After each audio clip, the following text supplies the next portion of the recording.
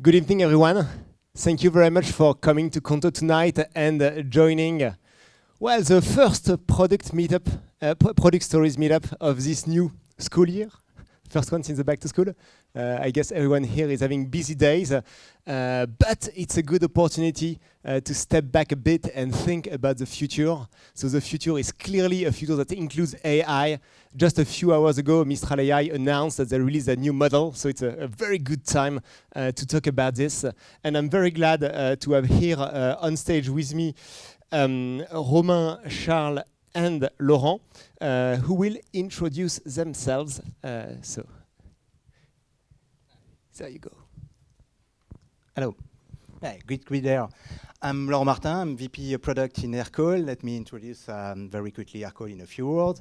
Aircall is a player in the contact center space, and we provide the communication and the fund platform for the SMB. The platform is designed for the sales and the support use case. What can I add? It's I told you it's a SMB market. It means that it's a very simple platform, easy to use. We are integrating in the customer ecosystem. I mean, with the CRM, every conversational platform, HubSpot, what we can imagine. Additional information: we turned 100 last year. It means we are now a unicorn, but also a centaur. So last year, so it's good news for Aircall, and so that's all. Great. So I'm Charles Gorintin. I'm the co-founder and CTO of Alan. Are there people here who are not insured by Alan? Oh, okay. I have some people to talk to. So Alan is a health insurance company in France. We're building products to help people live better and longer, doing like health insurance and also health services. But I'm also co-founding advisor of Mistral, who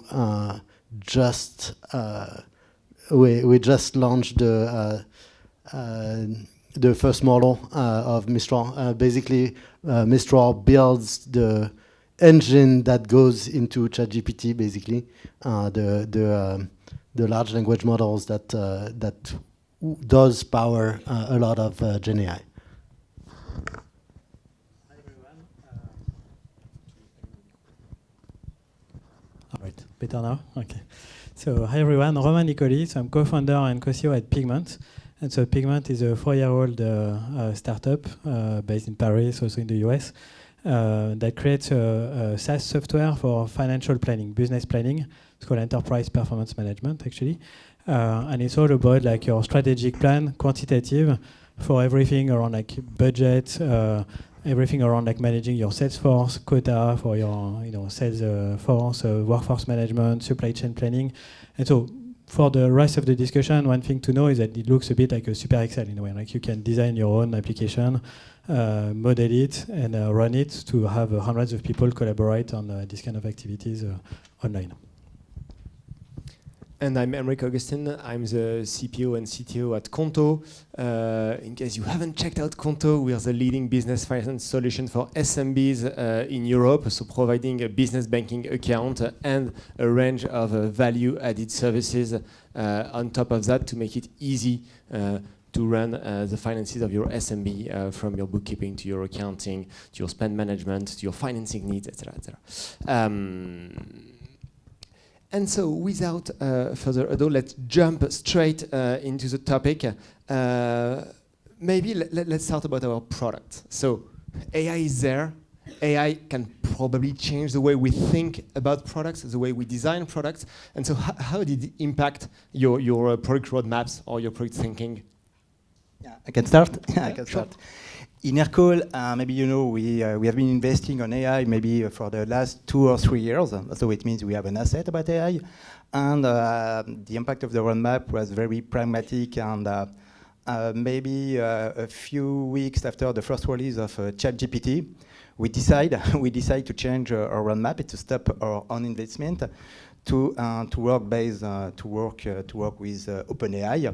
for some key feature like call summarization, talk ratio, or key topic detection. So we changed that for two main reasons. The first one, that the accuracy is very high, it's very good, and it's easy to use. To build our own solution, it's in terms of investment, it's very difficult to have that in the multi-language. And the second reason is, for now, the price, I mean the cost, is so acceptable. It's not so bad for now. Maybe it's a key point for now. And maybe a few weeks later, we decide to change another part of our product. Our own solution was capable to transcript, I mean the speech recognition and transcription, and we changed to use another part of the OpenAI, which is Whisper. Why? Exactly the same reason. The accuracy of Whisper is very good in the multi languages. I mean maybe 99%, which is very good. Which is very difficult to have with our own solution because you have to continue to train the motor with the linguist, blah blah blah. So we decide maybe in 1 month and a half to change a big asset of Aircall. Yeah.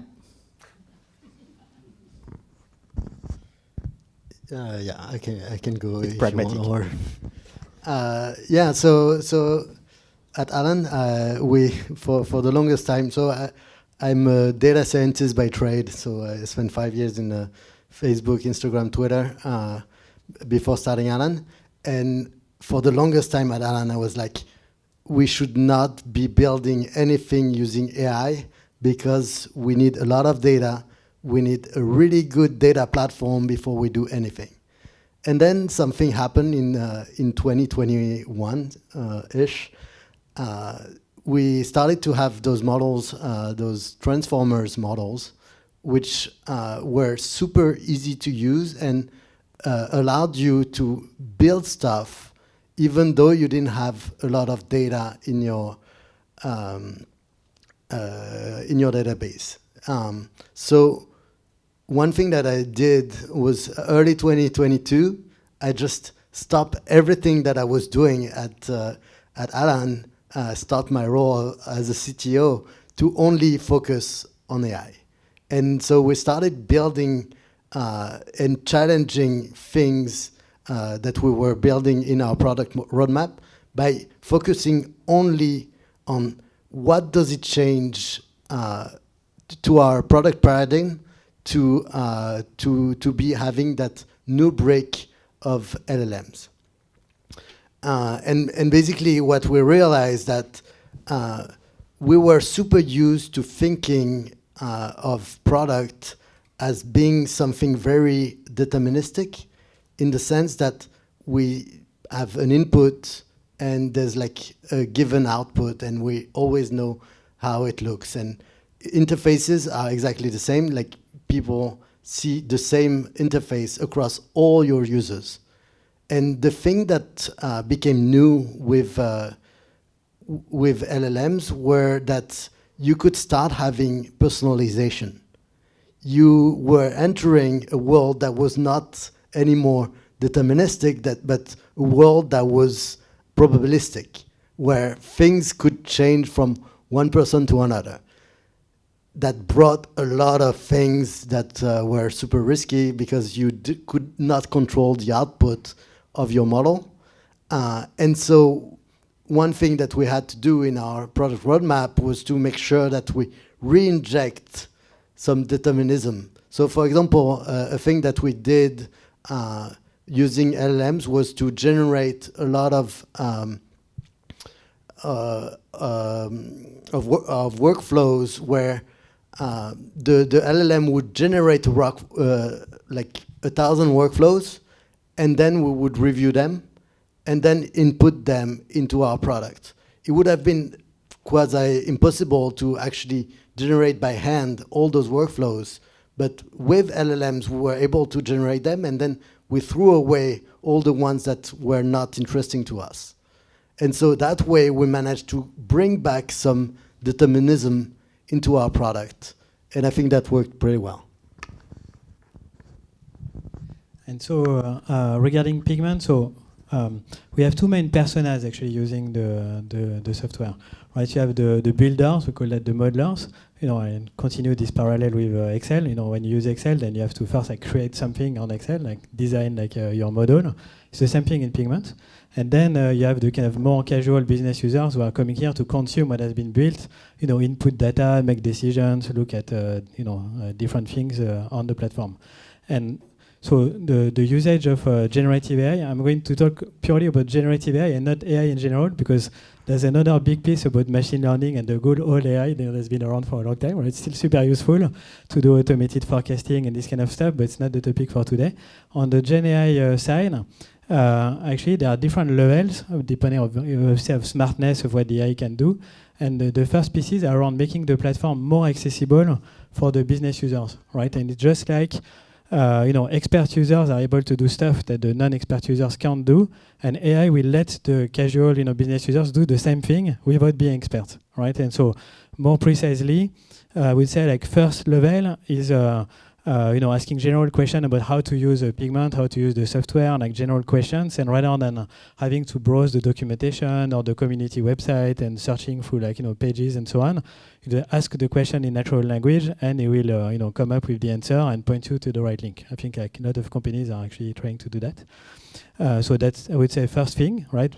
Most direct use of we use OpenAI and it's plugged on GPT-4. Second level is actually helping users access data, right? So if you're on Pigment and you just want to know, hey, what were the revenues for the company last month, per product, and what's the year-on-year growth? So if you're an expert user, you're going to create your dashboard, to configure it, which data block you need to plug onto, and so on.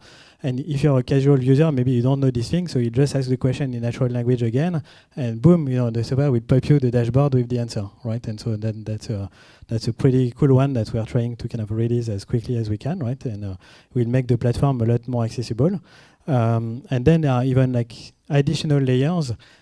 So one of them is to actually analyze data, right? So not only, okay, what were the results that month, but what can you tell me about it? Am I on track to meet my goals? If not, why? In which country am I on track, not on track? So it's kind of automating the data analysis in a way, right? So, and there would be kind of even another layer, which we're not really focusing super short term, about helping you to make decisions, right? And here it's leveraging features we have in the software to build scenarios, right? Something we have in the software. You have your base plan, and then you can build alternate scenarios, to say, hey, a more optimistic plan, pessimistic plan. You can play with the software and the numbers to get to different outputs. And here, it will be, hey, I'm working on my budget for next year. Is there a path where I can do 20% more revenues? I don't want to spend more than 5% on top. So is there a scenario that works where I can achieve this? And here I will actually tell you, hey, yeah, you can do that. You need to hire these people at that time. Be careful about this and so on. It will help you to make decisions, right? So all in all, it's about making the platform easier to use for non-experts, just like having this expert user next to you that's going to help you to do stuff. It's like your personal assistant. And there are different layers of smartness, I would say, and we're starting from the obvious stuff and moving towards the more clever stuff, I would say.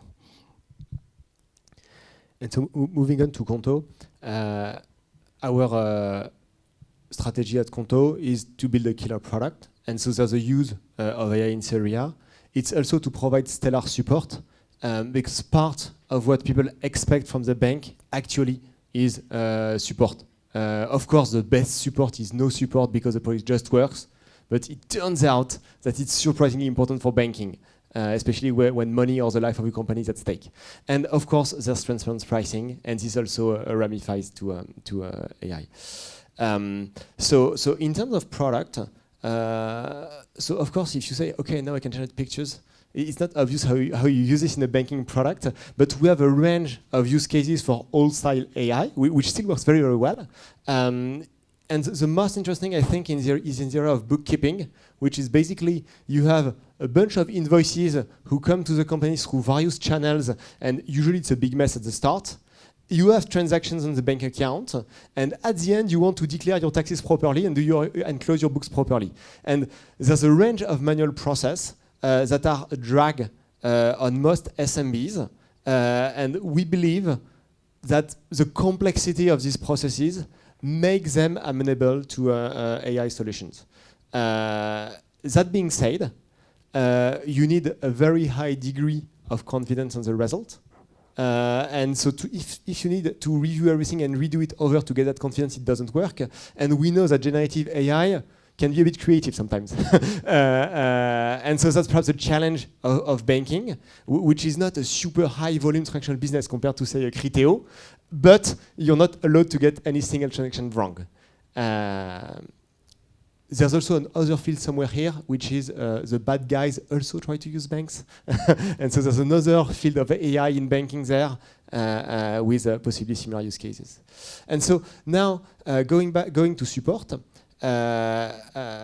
we get a lot of questions, and many of them are somewhat basic, high volume, and we don't want to discourage people from talking to us. I mean, things like Aircall are meant for talking to your bank or to anyone else, and so we want to be very open. You can talk to us at any time.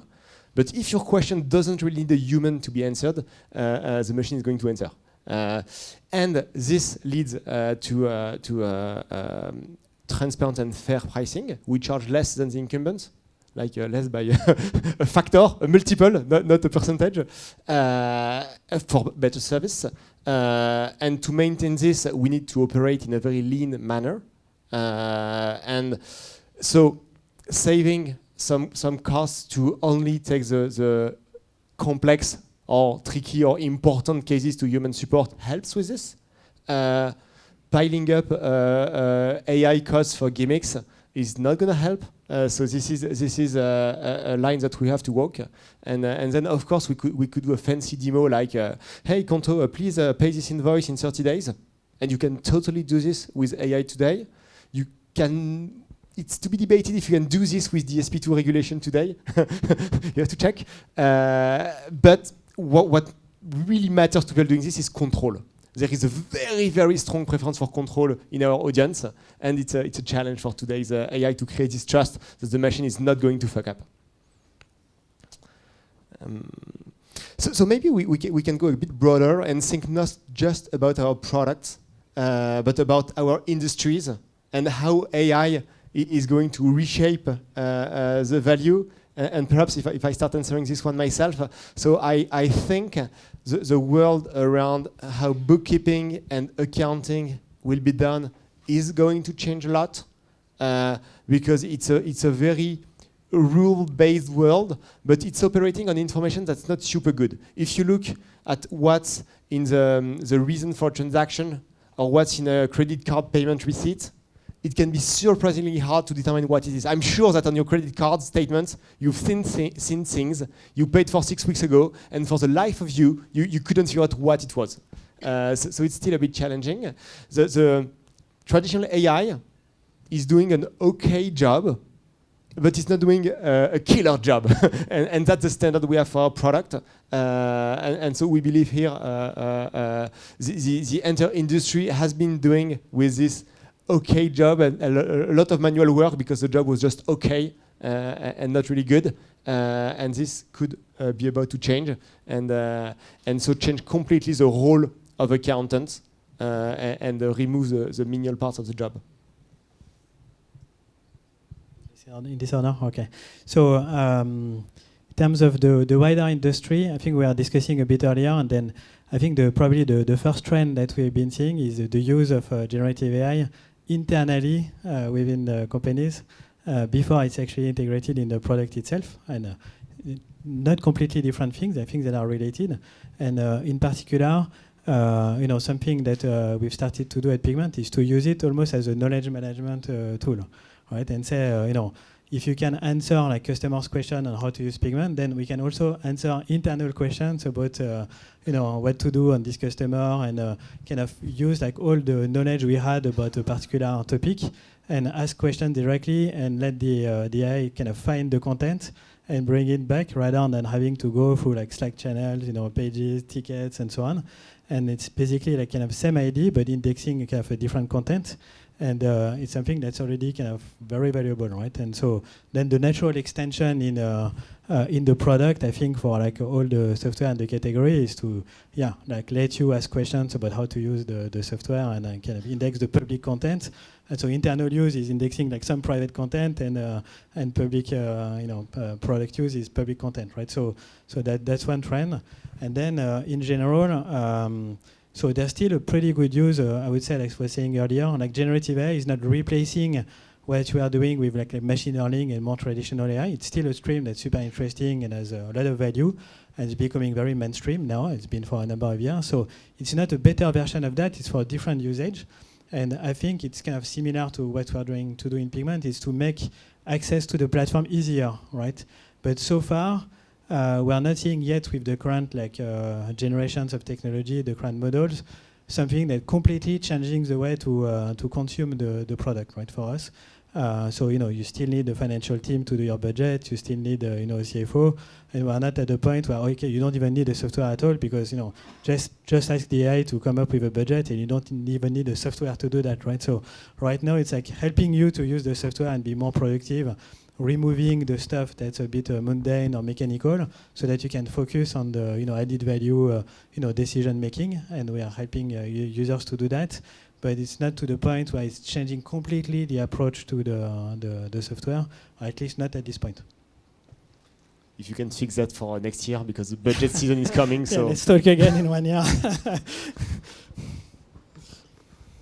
For us, we believe that same as you, Romain, that it's going to change a lot the way people work internally.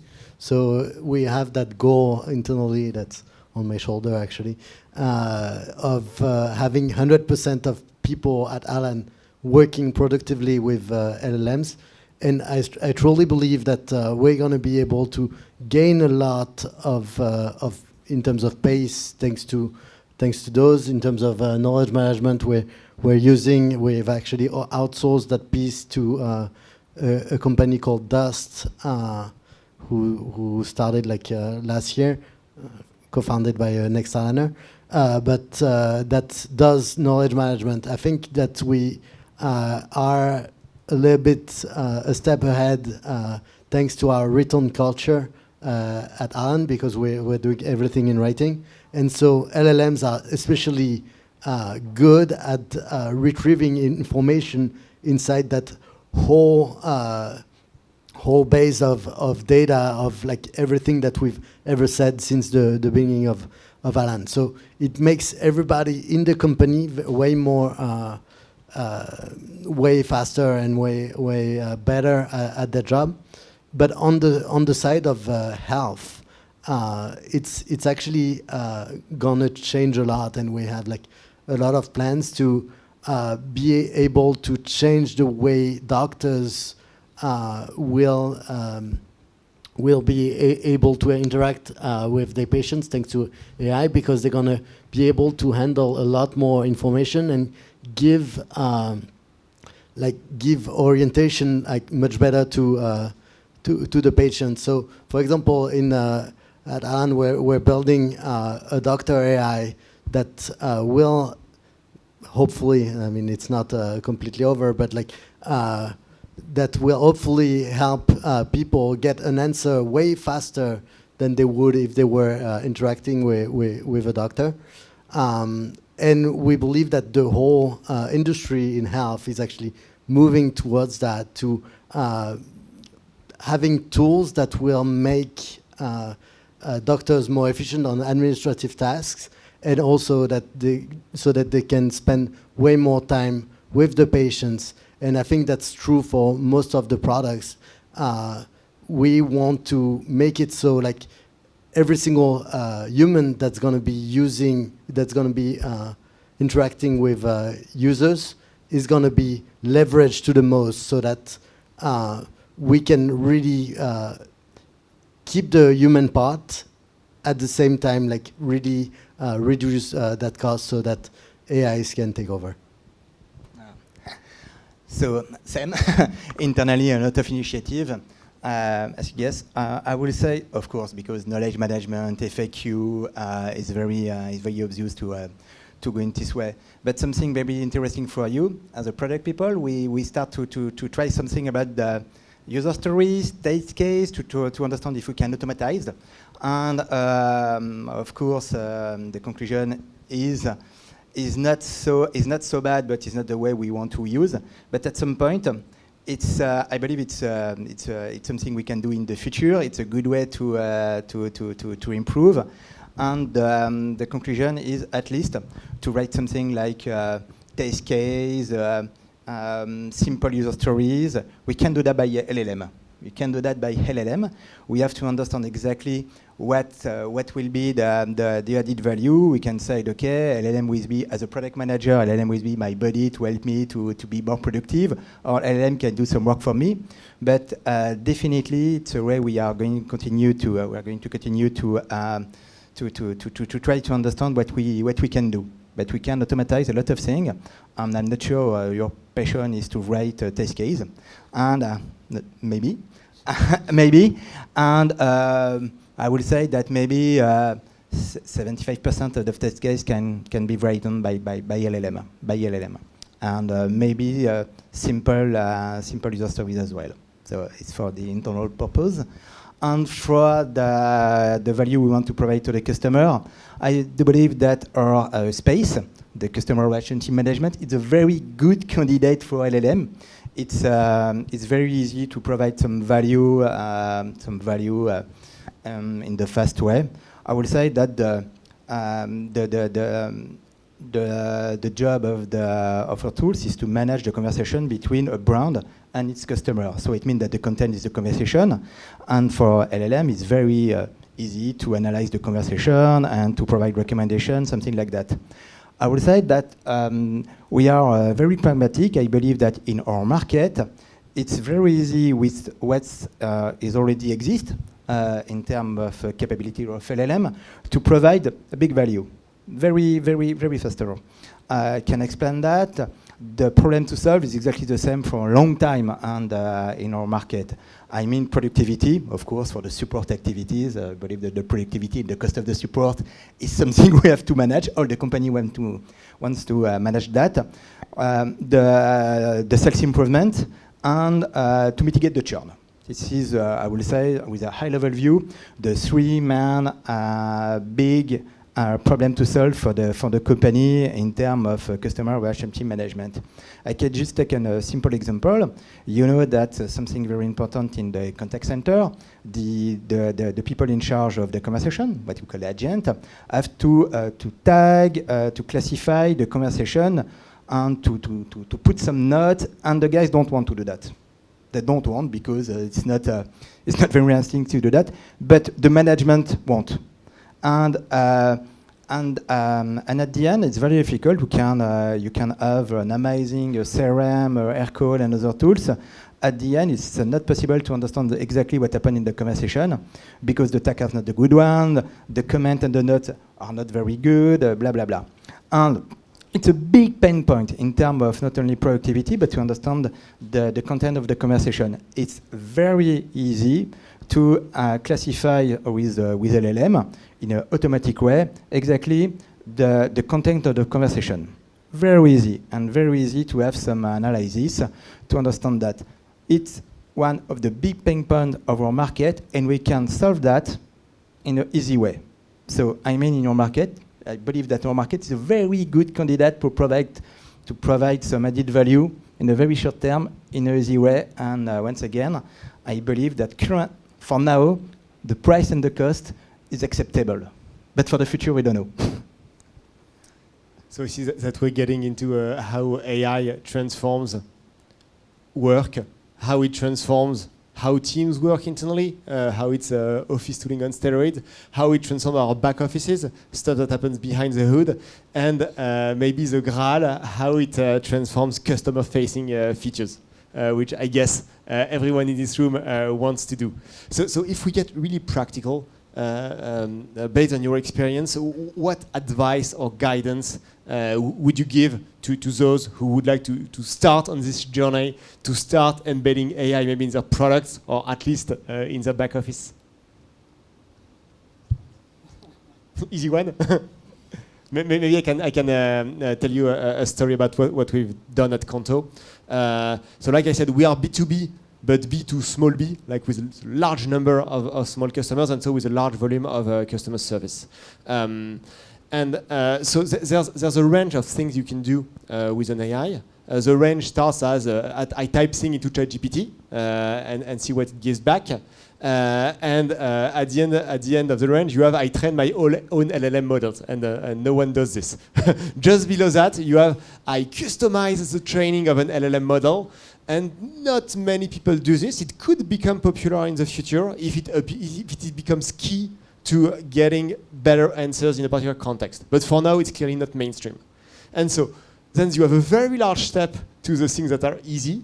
And the hardest of the easy things is I take some content. In this case, it's our FAQ, which is public. I encode it into a vector database to make the AI aware of my context, of my body of knowledge. And then I do my local ChatGPT, where I take queries, I transcode them similarly, so using the vector database, and then OpenAI gives me much better answers. And so we had just a handful of people on a 20% project prototyping this. Very quickly, they had something that we felt comfortable putting in front of real customers.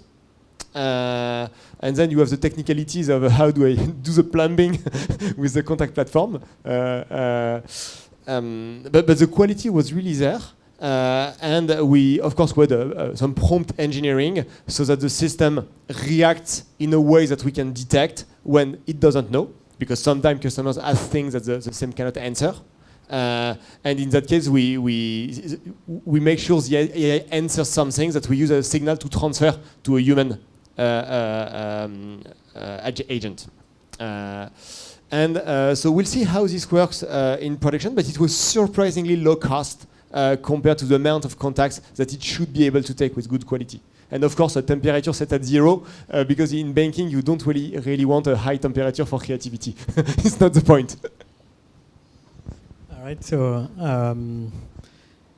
a few things, I would say practical things. I would say number one, and so there's been a few mentions of that already, that I think for me the big weakness of the current generation of these LLM models and so on is the fact that sometimes they answer something that's completely wrong. And so depending on your use case, it may be more or less annoying, right? So there are cases where anyway you had no way of doing it before, and so if you're 95% correct, then it's perfectly fine, right? It's already a big jump. In our case, at Pigment, like if you're asking some financial information about your company and the answer is wrong, then it's a no-go, right? So, and you cannot afford to have something that's wrong. And so it means that the gap between doing a cool demo and something you can have in the product that's industrial and that's robust is pretty high, right? And so it's something I think will be the same thing for a number of use cases. The jump between the first V1 or the demo and something that's really robust is a lot of work. And in particular, you have to think about how you cope with the fact that sometimes the answer is wrong. Right, so for example, what we are trying to do in Pigment is rather than, if you ask a question about some financial numbers, rather than giving you straight the numbers, we'll give you the dashboard that answers the question, but you can actually check yourself that the dashboard is the right one, that it's configured properly, because otherwise then it will not be usable, right? So I would say the first thing to think about is that you have to deal with the fact that sometimes the answer is wrong coming out of this model, and you have to find a way in your product to make it acceptable, right? So that's the first thing. Second one that's kind of linked to that is that I think there was the same thing for machine learning before, is that you have this in production and then the model changes tomorrow and there's a new release and suddenly nothing works anymore. How do you know, right?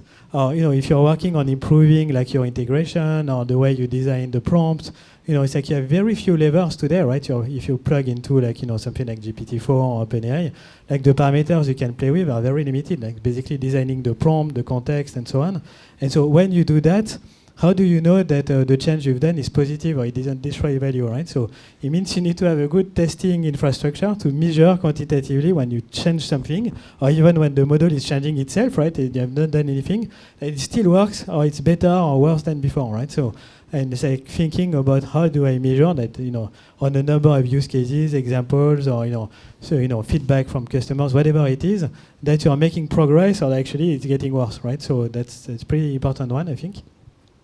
I would say number 3 is probably that there's the model itself, and then there's a whole ecosystem of tools and stuff around it, right? So you heard about like vector databases, these kind of things, and there's a tooling like LongChain and other things to actually make it usable in production, to actually manage all the stuff around the model itself. And you have to know these things and know how to use them and integrate properly, because it's not just about the model, right? And I would say on top of this, it's like many of us, we're not experts of the field, we're not like, Charles has been working on this for like many years, and he's like the uber expert of the topic. And so it's like there's something magical into you plug to OpenAI, wow, the result is like fantastic, right?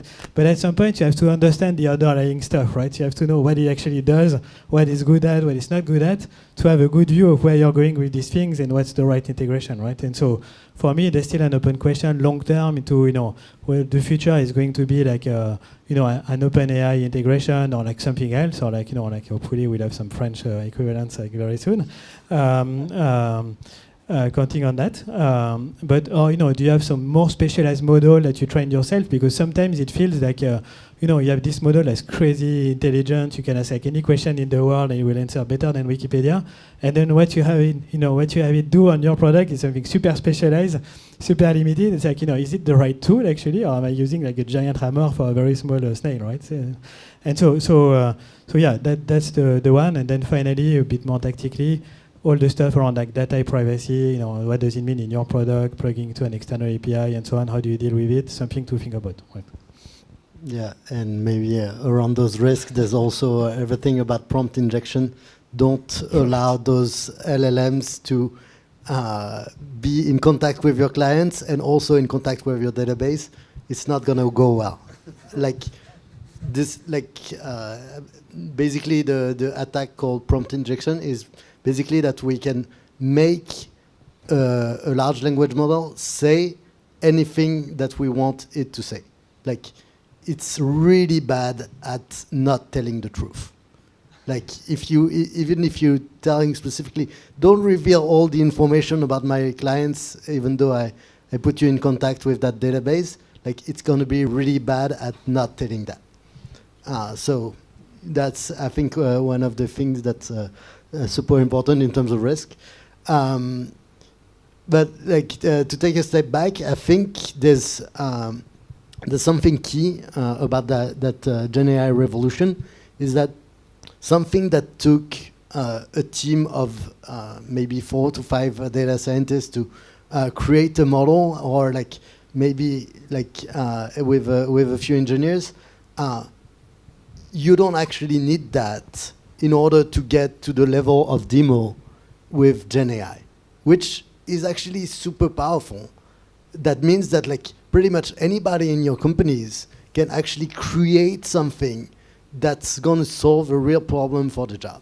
It's not going to be always production ready, as Romain said, but it can actually show you how much we can solve a problem just using GenAI, and it gives that tool to people who were not used to having those tools. Like, it was always like the engineers who were able to like solve issues when they were seeing them, and now like anybody in the companies can do that. So the thing that I would recommend would be to actually try to teach and help like everybody in the companies get acquainted with those tools, so that they can see like how far they can go, what they can do. So the thing that we did at Alan was to do workshops, do training. We created something that we called GPT Academy to teach everyone in the company how to use those models, and it was really effective, because then like each part of the company started doing workshops locally to see what they could do that could completely change their roadmap or change the way they work. And I think that probably in the different companies you're going to get pushback on GenAI, but people are way less likely to push back on generative AI when they've actually tried the thing. Like, it's been countless of times that I've heard somebody saying, okay, the friend of my cousin tried ChatGPT once and it didn't work at all, and they just give up on it. But I think that's really not what's to do here. What's to do is really that everybody gets acquainted with that tool, tries to do prototypes, really, even if they're not super technical, and then we can see how we can bridge the gap and bring that to production. And we've seen people within the company create a lot of internal tools using GenAI. Like a marketing intern managed to create a way to auto-generate like sales emails to prospects, or another person managed to find a way to translate automatically all our PowerPoint presentations so that they can be in any language that you need. And I think that if innovation can come from anywhere in the company, it makes it much more powerful. Maybe you want to go. Yeah, a lot of things already said. Try to find another angle. Not easy. Thanks. Yeah, how to start as a product manager, as a product people. I can share what is my personal conviction. I believe that there are two different trends in parallel. The first one is a very pragmatic one. I will say we know what it works currently. We know what it works with LLM, and we have to take what we can take now, because we don't know the future. You don't know the future. You know the future. You know a little bit the future because you're brilliant, but I don't know the future. I don't know the future. We don't know exactly what happened in the future because what we see currently, maybe every 3 months, something changed in the technology. And we can say maybe in 1 year it will be completely different. So we cannot wait for 1 year, yeah, definitely. So we have to do something now. And what we can do now in a pragmatic way is very easy. We understand what is perfectly works. For example, summarization, classification, content to build some content. It's worked perfectly for the B2B market. B2B market, I mean that our customer expects something with some accuracy. It's not B2C. Maybe B2C is a bit different, but what the customer expects is something around maybe 90%, 95% of accuracy. So it's not possible to do that for every use case. It's not possible to do that in every way. So we have to understand what is possible to do. I know exactly what it works. I know exactly the problem to solve, and I try to map the current capability with the problem to solve. And I can do that, at least in our market, I can do that in a few months. I can provide some added value in a few months. So this is the first trend, and we have to do that. We can do that. It's not so difficult, at least in our market. The second trend is to say, okay, but it's not disruptive. And what we know, maybe in 1 year, 1 year and a half, 2 years, we don't know, but everyone will provide the same thing. It depends of the speed, depends of the investment, and maybe I'm pretty sure that Salesforce will provide something maybe sooner than Aircall, because the investment is around billion, something like that. So I'm pretty sure that it will be the case. But we know that maybe in 2 years, everyone will provide the same thing. But 2 years, it's a long time, and we got to start by something. Definitely, we can provide some value in the very short term. I mean, maybe in the next 6 months. The second trend is about what we can do in terms of some more disruptive use case. And for that, what we did in Aircall, we have some hackathon, we have some workshop to say, okay, what we can do.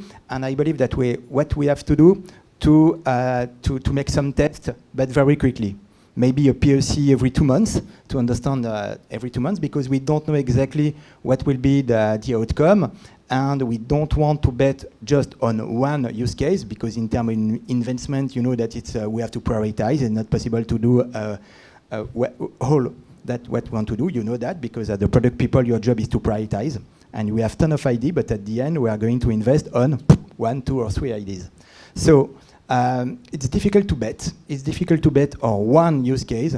So I believe that we do believe that we need to test very quickly. Maybe every 3 months, 2 months, 1 month, I don't know. But it's not something we want to put in production in the very short term, but just to understand what about the value? What about the value? And what we call the chatbot, virtual agent. It's a very good example because it's not possible to provide in an efficient way this kind of use case with I would say maybe 75% of accuracy is not possible because it's not good. So we have to test to understand if it's possible to provide that with 90% of accuracy. If it's possible to do that, okay, let's go to invest more. It's not possible, let's go to the next use case. So let's maybe just wrap up super quickly. As product people in this room, it's been an amazing year because we know an amazing demo, a mind-blowing demo when we see one. And so I wanted to ask you in 30 seconds, what's the most impressive thing you've seen in the world of GenAI? I think the thing that impressed me the most was something I did like a couple of days ago, was use a product called HeyGen that basically took in entry a video of me like talking in French, and then the output was me speaking in Japanese in like almost perfect way, and I was completely mind blown. It's impressive. Like I do agree. With the lips and everything, and it was really impressive. And I think so. It took about 15 minutes to actually create the video, which was 30 seconds. So we're not quite real time yet, but I think it's gonna get there, and it's gonna change a lot of things. And it's going to be a super boring answer, but I still think like the most impressive use case is still like ChatGPT, because like for the first time it felt like okay, we might be getting close to like general artificial intelligence, which was the goal for a long time. And I was a bit skeptical about it. If you had asked me a year ago, like what I think about this stuff, it's like I know a bit the kind of algorithms, so it's not that smart. And then when you see like for real what it can do, it was kind of mind blowing, right? So for me, that's still the one. That for me, it's more personal feedback. It's maybe about mid-journey. Can explain why. When we call about LLM, I'm impressed, of course, but I will say that I can do that. Not at scale, but I can do that. I can understand the conversation. I can summarize the conversation. I can understand what is the recommendation to improve the sales because blah blah blah blah. I can do that. But mid-journey, I cannot do that. I can spend 1 year. I cannot do that by myself. And in maybe 1 hour, less than that, I can provide something it was not possible before. Not possible at all for me. And so for me, I'm old enough to have known IRC bots in the 90s based on Markov chains. I'm old enough to have known the pre-Google space of search engines like AltaVista, Lycos, this sort of stuff. And today's LLMs are basically glorified Markov chains, but very, very glorified, that maybe have actually delivered on the original promise of neural networks, which was to mirror how our brains work. And they appear to have encoded a good chunk of the knowledge of the world, including how to speak in any language where you find enough of this language of the internet. And so in that sense, at the same time, and this is more impressive, they may also have achieved a window to displace Google as the entry point. Because today, if you want to discover a topic that you don't know much about, and maybe you don't even know the words to describe that topic, you can ask ChatGPT, and it's going to give you a fairly structured answer about that topic, and you can start discovering information, perhaps in a much more efficient way than if you were just asking Google. So that's a lot of simultaneous, order of magnitude changes all at once. And so with this, we will hand over the floor for questions to the audience. And fortunately, someone has a question, so we don't have to improvise, because then I would improvise by asking, can you take another mic? By asking whether AI is going to replace PMs, and of course, that would quickly become very embarrassing So let's go. Does it work? It works, yes. Thank you very much for all of these insights. And I have two questions. You can choose, or maybe one answer one and the other. First question is about culture in the product team, so product culture, because you said that everyone needs to understand, to at least build not production ready, but at least spec the thing and understand what they can do.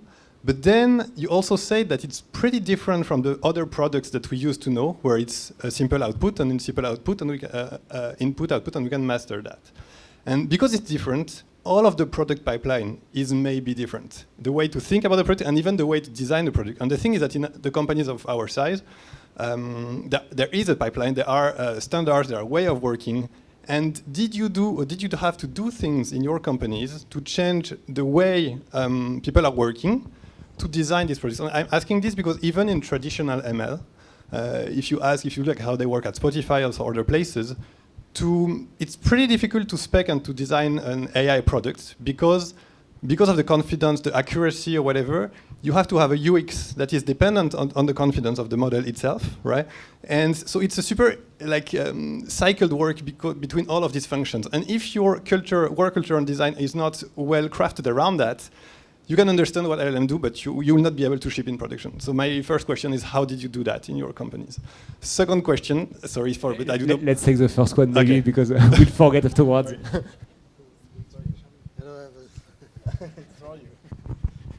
Yeah, I mean, like it's indeed like super hard to grasp like the idea that you're working with something probabilistic, but the things that you can do is to actually bound those uncertainties. So, for example, like if you're going to be generating text, you put that in a text box, and like you can probably like say that, okay, I don't want a text that's going to be longer than like that many tokens or whatever.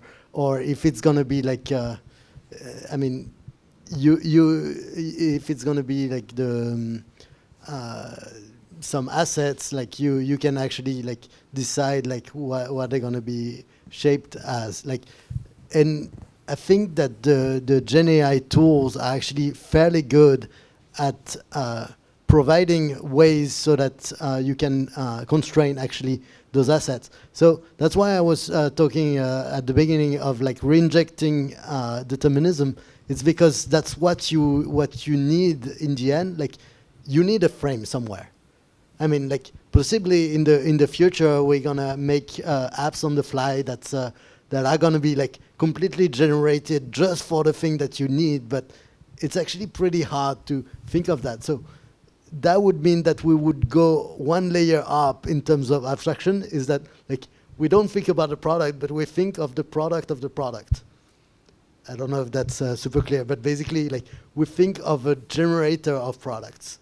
But I don't think we're there yet. Maybe if I can add something to that. I would say that it's true for GenAI, but it's true for other projects. You know, at Qonto we have a lot of this. You have the products where you know exactly what you want to do. You have a spec, and then you do it, right? And you know where you're going. And then you have projects that are more like research mode, right? You know that you are going to achieve something, but you don't know exactly what and what's going to work or not work.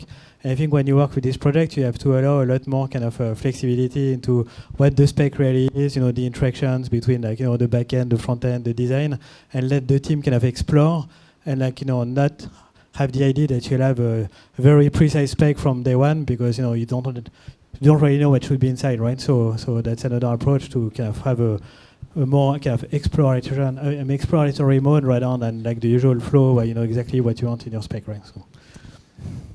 To take it from a different angle, this is really a question about human-machine interaction, a question about UX, and so about how the product team creates this UX. And of course, we have new behaviors of computers that humans are not used to. But it's not the first time computers produce non-deterministic outcomes. You know, the weather forecast, all of us have a good grasp of how good it is. And it's not perfect, it's made by computers, it's pretty okay. We've had old-style AI, multiple generations, that produce probabilistic results, and humans learn to deal with that. So I think what's going to be interesting is how both sides evolve, and how we'll build UX patterns, and the humans will learn the UX patterns, and eventually the world as we know it will change. Actually, I was going to say that the most probabilistic of all inputs is actually user input, because we never know what users are going to do. Yeah. Thank you. And can I do the second one very quick, and then I leave the mic? Is about people when they want to learn about LLMs. Do you think they have to learn a little bit of traditional machine learning? And I ask this question because I have a belief about that. So I train a lot of models. I do a lot of research in deep learning and stuff. So first, GPT-4 and stuff has completely changed my work because LLMs are super good at doing research on traditional models. So this is pretty impressive. But even that, I believe that once you have just tested things with ChatGPT and stuff, if you want to understand a little bit more, for example, even about the cost, if you want to know that classifying 100 documents with one word is the same cost as answering a very simple question, but with 100 tokens as an answer, because what is the cost? It's generating the answer.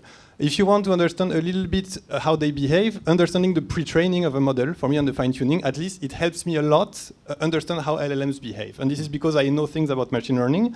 So the question is, when people want to know more, and they have learned a bit about prompt engineering and stuff, do you believe that it's interesting for that more people at least learn the basics of machine learning to have a better grasp on how to work with these products, or is it not necessary? I have a strong opinion on this, and my opinion is that it will get completely commoditized. The same question 30 years ago was, hey, should people understand how SMTP works? Because they send attachment, and it's completely stupid to encode an attachment because then the network traffic is 33% more. Okay. Honestly, that's not even a concern today. And then we had cloud, and people had to understand collaborative edition of a document, which is probably hellish in terms of energy consumption, at least compared to the standard at the time, and got fully commoditized. And now everyone gets it. And so we care about carbon impact at Qonto. The carbon footprint of LLMs might be better than cryptocurrency, but it's still significant. So I wish it goes down, but down the line, this should be a commodity in a few years, I think. I mean, good news, it's going to go down because we have like better models that are going to be smaller. And that's the thing that we're seeing right now with Mistral, which built like the best model with 7 billion parameters that beats like models that are like five times bigger. But I think that what you said about like the documents, like creating like 100 tokens, you still have to pay for the documents that you process, actually. So it's actually going to be more expensive. But I lost the question, actually. Sorry. The question was, should people understand how LLM works? Should they understand? I think the one thing that's super important to understand is like how those models are trained. And so what are they tasked to do? And basically what they are trained on is like to just predict the next word in a sentence. So let's say a work of Shakespeare is going to be like, oh, Romeo, why art thou Romeo? Basically, it just predicts the next word. And once you understand that, you understand that it can hallucinate because it just makes things up. It just tries to do the things that are the most plausible, and it doesn't try to get to the thing that's the most likely. AI is going to take over the world. We really care about carbon impact, but I believe this is a known situation that will be fixed. No, but basically having this, like understanding that it's just trying to predict the next word, like actually gives you a lot of insight of why you have the hallucinations, why you cannot trust the output, and why it works the way it does. I don't think that you need to go much further unless you actually want to tinker and go like and be much better in the way you work with those models. I would agree with that, by the way.